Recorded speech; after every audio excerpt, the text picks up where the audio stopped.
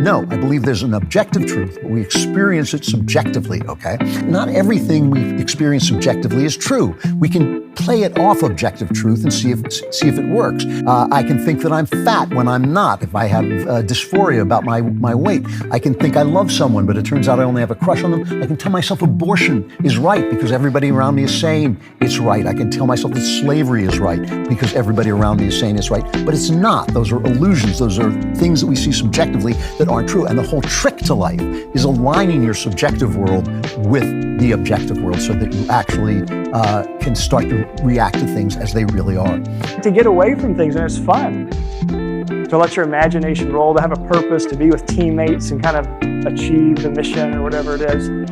But I really don't think that any of these people, as they're out there on mission, right?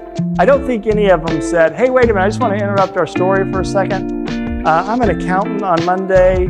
How is this going to affect me in my life? Is it going to help me with my marriage? Am I going to be a better accountant because of this? I just don't think anybody's ever asked that. In fact, they want to get away from some of those things so that they can take on this persona. I think sometimes when we come to the Bible with those kind of questions, hey, I'm such and such, and how's this going to help me with my marriage or my kids or my future life, my job, all that?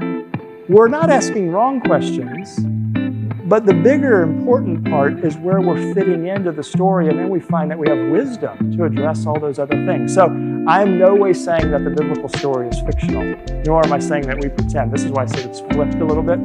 I think when we jump into God's story, we're jumping into the real world. In other words, the illusion of what the different belief systems that we're constantly bombarded with that we know many of them are false, some of them we've bought into without even critically thinking about it. Those are the false stories. And as we understand God's story, we're able to identify them and say, wait a minute, that's not true. This is true. And I'm going to move forward this way.